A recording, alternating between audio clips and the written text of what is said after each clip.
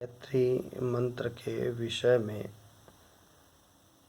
आप में से कई लोगों की जिज्ञासा थी, उसी जिज्ञासा को लेकर के आ जाया हूँ।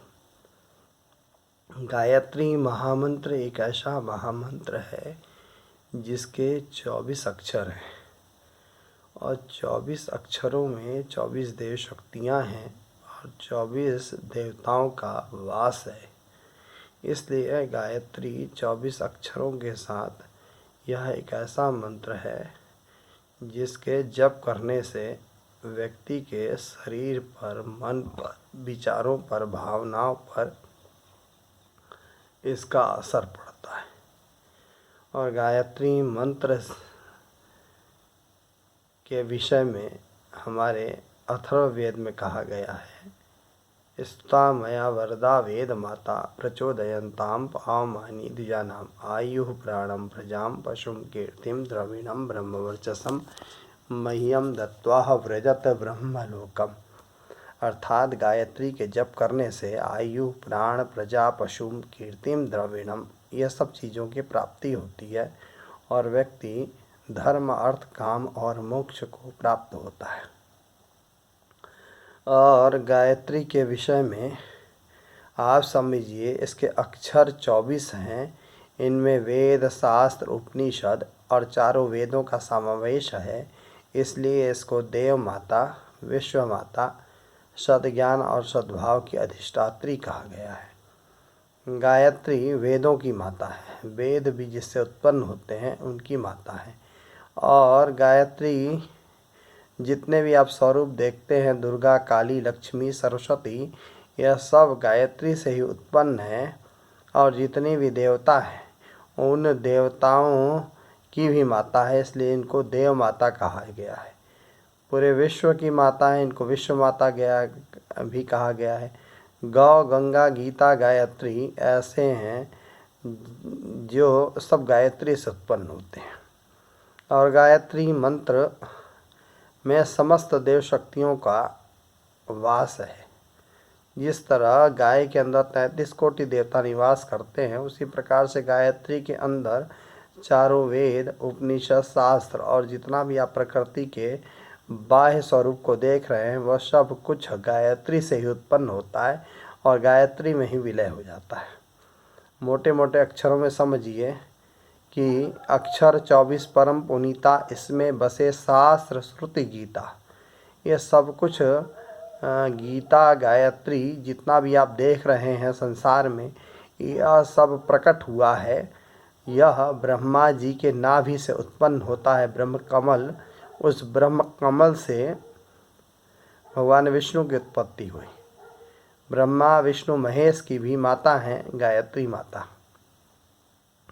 इस प्रकार गायत्री को वेद माता कहा गया है। आदि शक्ति, आदि शक्ति इसलिए कहा जाता है कि जितने भी शक्ति उनसे उत्पन्न हुई हैं, दुर्गा, काली, लक्ष्मी, सरस्वती, ह्रीं, श्रीं, क्लीं, यह 3 शब्द हैं। ह्रीं अर्थात सद्ज्ञान, क्लीं अर्थात शक्ति और श्रीं अर्थात समृद्धि। जितनी भी आप सद्ज्ञान देखते हैं और जितना भी आप शक्ति देखते हैं, जितनी भी आप समृद्धि देखती हैं, यह सब गायत्री है। और अब छोटे से उसमें तो गायत्री को बता पाना मेरे लिए संभव नहीं है, लेकिन जितना संभव है यहाँ पर वीडियो के द्वारा उतना बता रहे हैं। फिर आप जनसंपर्क कीजिएगा। फिर आपको गायत्री से संबंधित एक पुस्तक में बताता हूँ, गायत्री महाविज्ञान। गायत्री महाविज्ञान का स्वाध्याय करने से आपको बहुत कुछ पता चलेगा। हमारे शरीर में 5 प्रकार के कोश हैं जिन्हें पंचकोशी कहा गया है। और हमारे शरीर में 7 प्रकार के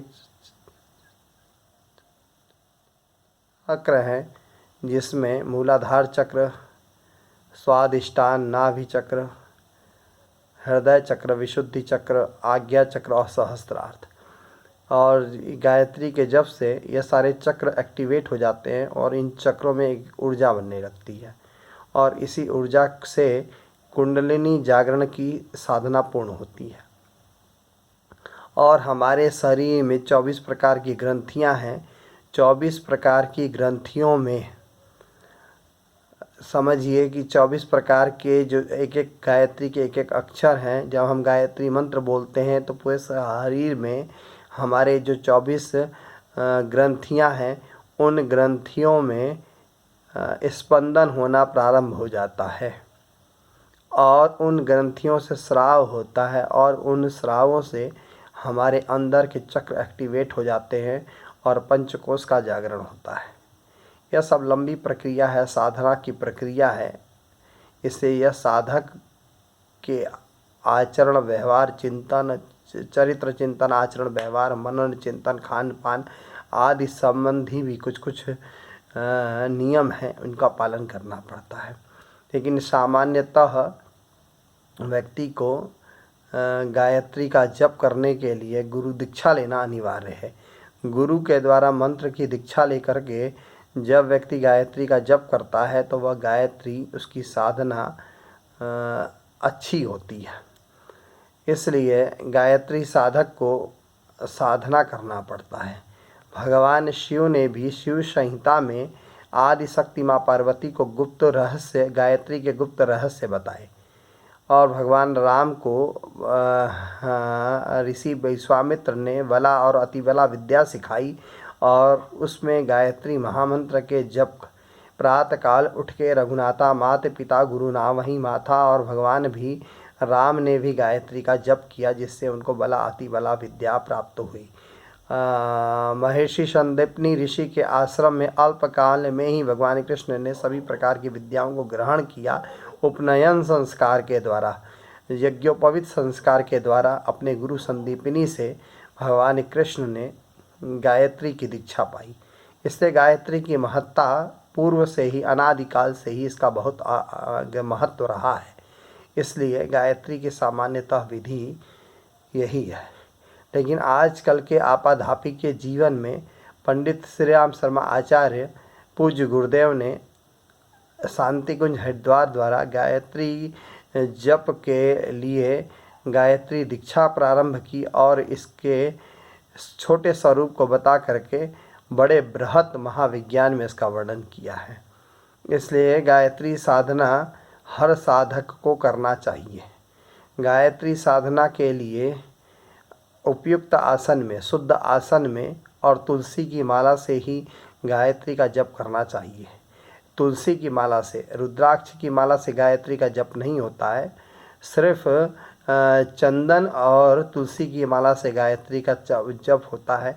शुद्ध उसका आसन हो या कंबल का आसन हो, उस पर बैठ करके, जल के समीप बैठ करके, जल ले करके शुद्धिकरण करने के बाद, आचमन करने के बाद, शिखा बंधन और न्यास करने के बाद, पृथ्वी पूजन, चंदन धारण की प्रक्रिया करने के पश्चात गायत्री माता का ध्यान करें और आवाहन के द्वारा गायत्री के जप को वह कर सकता है।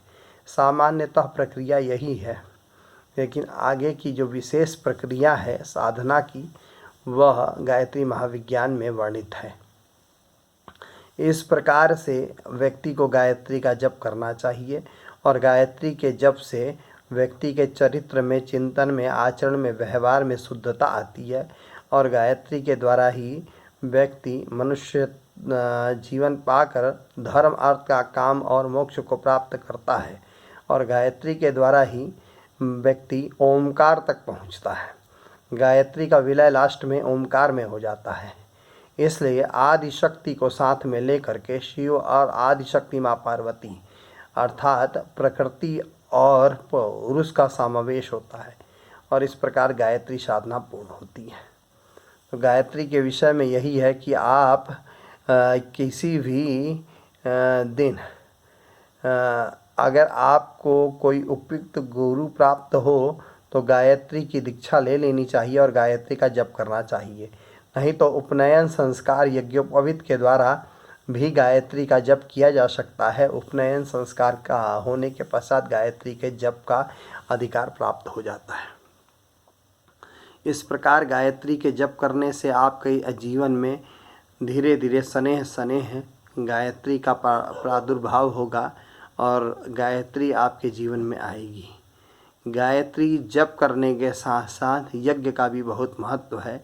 यज्ञ होम से मंत्र से ऊर्जा प्राप्त होती है और यज्ञ से शक्ति प्राप्त होती है। इसलिए जप और यज्ञ का समावेश है। जप के साथ साथ आप गायत्री जप के साथ साथ भगवान सविता देवता, क्योंकि हर मंत्र का एक देवता होता है। गायत्री का देवता सविता अर्थात सूर्य है। सूर्य के जप से, सूर्य के ध्यान से और गायत्री के जप से आपके अंदर विशेष शक्तियाँ उत्पन्न होंगी और आपको धीरे धीरे उसका अनुभव प्राप्त होगा। आज के विषय में इतना ही।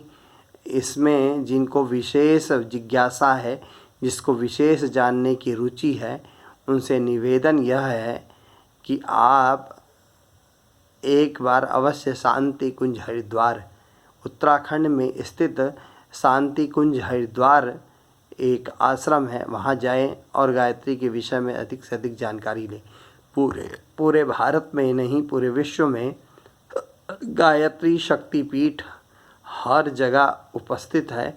वहाँ गायत्री की इस विषय में साधना कैसे की जाए, उससे संबंधित जो प्रमाणिक पुस्तकें जिनको पंडित श्री राम शर्मा आचार्य जी ने लिखा है, उनके विषय में यही बताऊंगा। उन्होंने अपने जीवन में 24 लाख के 24 महापुरुषण गायत्री के किए।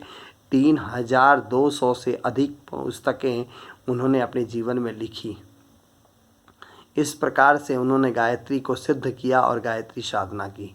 अगर हम गायत्री के विषय में कुछ जानना चाहते हैं तो भारत भर में जो गायत्री शक्तिपीठ हैं, अन्यथा शांति कुंज हरिद्वार से गायत्री महाविज्ञान जो पुस्तक है उसको ले लें और उसमें उसके स्वाध्याय करने के पश्चात आप अपनी साधना, उपासना साधना को आगे बढ़ाएं। इन्हीं भावनाओं के साथ शांति पाठ। ओम शांति शांति शांति।